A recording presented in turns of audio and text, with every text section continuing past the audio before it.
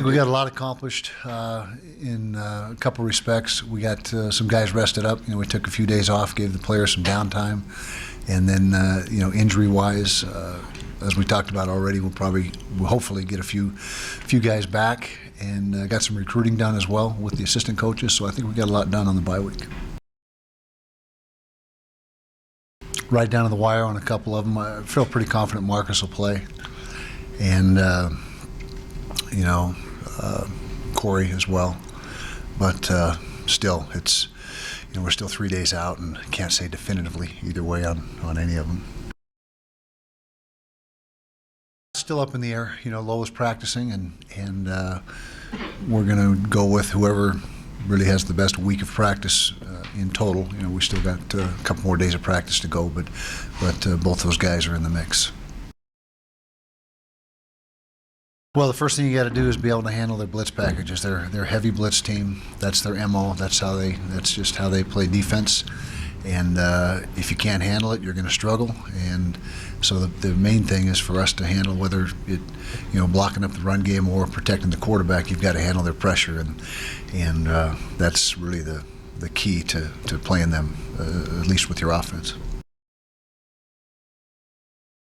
He's done a nice job. I think he's done a good job standing in there and making the right reads, and I think our offensive line has done a nice job of protecting and picking up the blitzes this year, and so I think that we've done a pretty good job. And we'll be tested this week. This will be our biggest test in that regard this week of the season. I don't think there's any question about that.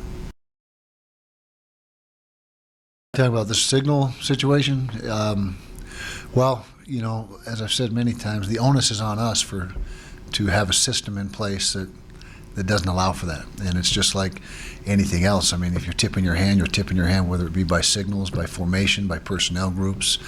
You got to be wary of all that. And it's not, it's not their job not to try to get an edge. It's our job to keep them from getting an edge by doing those things. And that's just how it is. Well, first of all, it's meant. I don't know how to put it into words. It's meant so much to us as far as what he's brought back, or brought to the team in the running game, and he's it's been really a great story for what he's done for us the last 3 games, and very proud of him, and it's great to it's great to have him back, and he's just done a great job.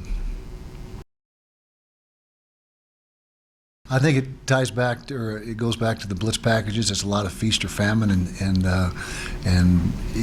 particularly in the throw game, but in the run game, when you're stacking the box and bringing 5-6 defenders, a high percentage of the time, that lends itself to knocking out the run game, because there's just so many guys to block up front. And so that's somewhere they usually are in recent years, is near the top, at or near the top in run defense. Yeah, you've got to adjust, and you can't beat your head against the wall trying to run into 8- and 9-man fronts if that's what they're presenting every snap. And so, offense is a matter of oftentimes taking what the defense is giving you, and you try to strike a balance if possible. But if they're so skewed one way or the other, then you have to make adjustments, and that's just how it is. And this week is it's going to be tough running the football because of what they do loading the box. So we've got to be ready to be able to throw the ball effectively.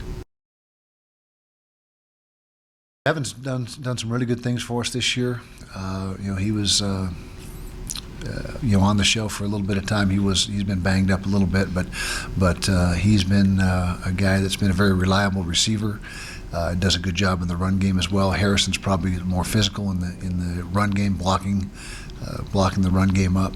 But they've both been big parts of our offense this year, and we've missed Harrison for the last several weeks, but hopefully we have them back this week, and they're a really good 1-2 punch, and they complement each other. They're different types of players. Harrison has more size, he's 6'5" and 250 plus, where Evan's a little undersized for a tight end, more of an H-back, I guess you could say. And so they both bring positive things to the table, and they've both made big contributions this year. Yeah, it's not hard at all because it boils down to a 3-game season, and you got to take them one at a time.